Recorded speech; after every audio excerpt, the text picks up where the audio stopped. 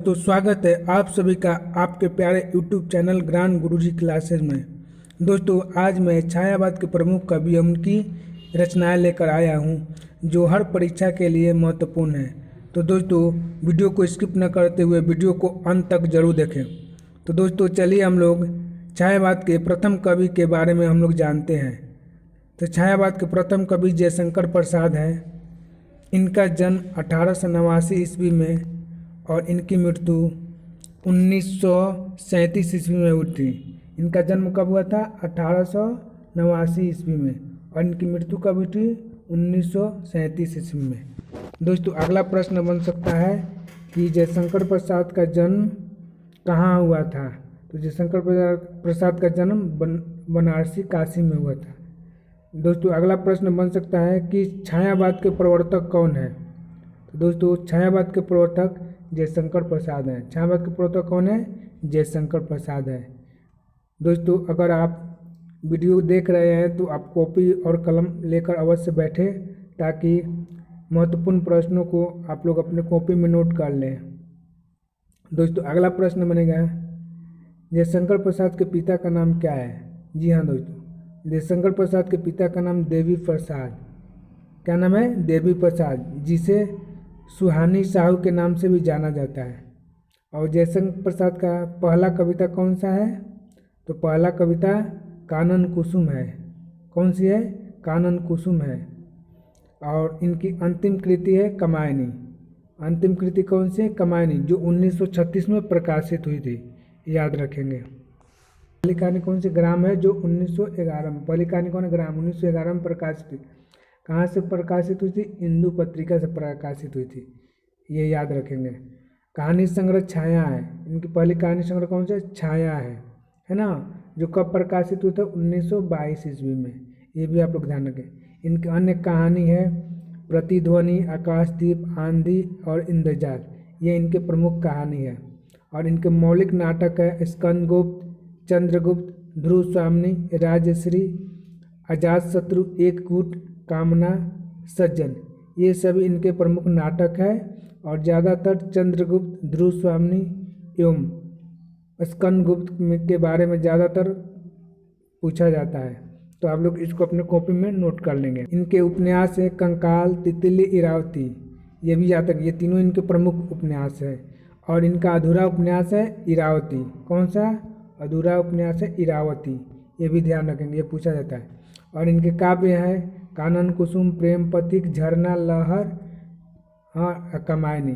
कामायनी इनके काव्य संग्रह काव्य है। इसे प्रबंध काव्य या महाकाव्य कहा जाता है, ये भी ध्यान रखेंगे। तो छायावाद के अगले कवि है सूर्यकांत त्रिपाठी निराला। कौन है? सूर्यकांत त्रिपाठी निराला। और इनका जन्म कब हुआ था? 1879 ईस्वी में। और मृत्यु कब हुई थी? 1961 ईस्वी में। और इनका जन्म कहाँ हुआ था? ये भी नोट कर लेंगे। बंगाल के महिषादल में हुआ था। इनके पिता का नाम क्या था? पंडित राम सहाय त्रिपाठी। पिता का नाम क्या था? पंडित राम सहाय त्रिपाठी। और माता का नाम मनोहरा देवी। मनोहरा देवी, ये मनोहर लिखा गया नहीं, मनोहरा देवी होगा। और पुत्र का नाम रामकृष्ण त्रिपाठी।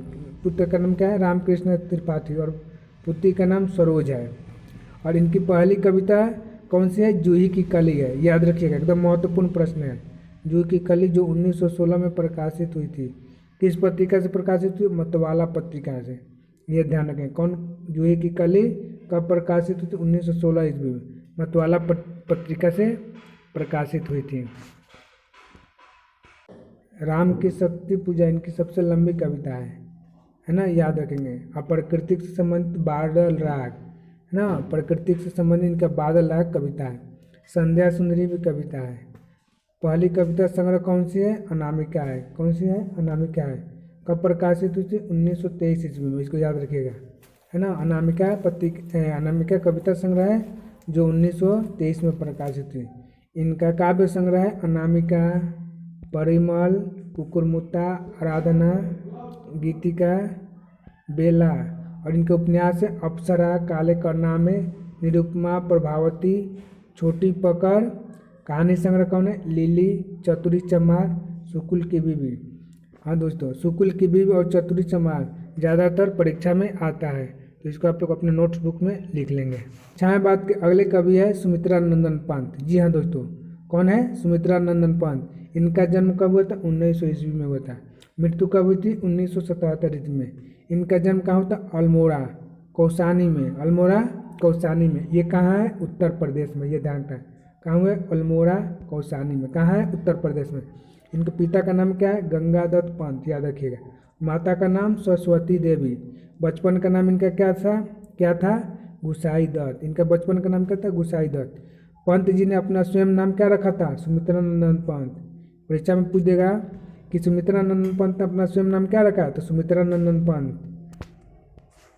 दोस्तों, पंत की पहली कविता कौन सी है?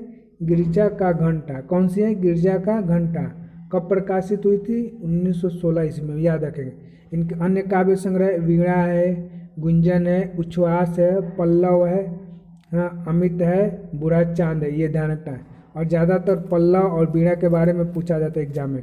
और इनका उपन्यास है हार। कौन सा उपन्यास है? हार, जो कब प्रकाशित हुआ? 1916 ईस्वी में। इनके कहानियाँ हैं 5 कहानियाँ, कला और संस्कृति। ये कल लिखा गया, कल नहीं होगा, कला और संस्कृति। कला और संस्कृति, ये मिस्टेक हो गया छपने में, तो कला और संस्कृति होगा, है ना। और दोस्तों, सुमित्रा नंदन पंत को प्रकृति का सुकुमार कवि भी कहा जाता है, ये भी ध्यान रखिएगा। प्रश्न आता है कि प्रकृति का सुकुमार कवि किसे कहा जाता है? तो सुमित्रा नंदन पंत को। ये स्टेट में परीक्षा में आया भी था, ये स्टेट की परीक्षा में आया भी था। इसको आप लोग नोट्स करके रखेंगे। दोस्तों, पंत जी को हिंदी में सर्वप्रथम ज्ञानपीठ पुरस्कार मिला था। हाँ, प्रश्न आता भी है और ये स्टेट में आया भी था पिछले साल, है ना। पंत जी को हिंदी में सर्वप्रथम ज्ञानपीठ पुरस्कार मिला था, है ना। किस साहित्य पर मिला था? चिदम्बरा पर। कब मिला था? 1968 ईस्वी में, है ना। ये याद रखिएगा। और अगली कवित्री है, वह है महादेवी वर्मा। ये कवि नहीं है, कवित्री है। इनका जन्म कब हुआ था? 1907 ईस्वी में। मृत्यु कब हुई थी? 1987 ईस्वी में। याद रखना, मोस्ट इम्पोर्टेंट प्रश्न। ये छायावाद के चारों कवि मोस्ट इम्पोर्टेंट है और इनके काव्य कृति और इनके जीवन से हमेशा परीक्षा में पूछा जाता है। तो इसलिए आप लोग वीडियो को अंत तक जरूर देखिएगा और बारी बारी से सारे प्रश्न को आप लोग लिख लेंगे। हाँ मेरे भाई, मेरे बंधु, अगर वीडियो अच्छी लगे तो वीडियो को लाइक कर दीजिएगा और चैनल को अवश्य सब्सक्राइब करिएगा, ताकि इसी तरह से हमें मोटिवेट मिलते रहे और मैं आप लोगों के लिए इससे भी बेटर वीडियो बनाता रहूं। हाँ, तो चलिए महादेवी वर्मा के दोस्तों, महादेवी वर्मा का जन्म कहाँ हुआ था? फर्रुखाबाद में। कहाँ हुआ था? फर्रुखाबाद। इनके पिता का नाम क्या था? गोविंद प्रसाद वर्मा। क्या नाम था? गोविंद प्रसाद वर्मा। माता का नाम क्या था? श्रीमती हेमरानी। क्या नाम था? श्रीमती हेमरानी। प्रथम कविता संग्रह इनका कौन था? निहार। कब प्रकाशित हुई थी? 1930 ईस्वी में। यह ध्यान रखना, इनकी पहली कविता संग्रह कौन थी? निहार। कब प्रकाशित हुई थी? 1930 ईस्वी में। इनकी काव्य संग्रह कौन कौन से है, ये भी लिख लेंगे। निहार है, रश्मि रथी है, निर्जा है, संध्या गीत है, दीपशिखा, यामा। और सबसे ज़्यादा यामा के बारे में पूछा जाता है, क्योंकि यामा पर ही इनको ज्ञानपीठ पुरस्कार मिला था। तो ये भी ध्यान रखना, पूछा जाता है एग्जाम में। इनकी गद्य रचनाएं हैं स्मृति की रेखाएं, श्रृंखला की कड़िया, पथ के साथी, अतीत के चलचित्र।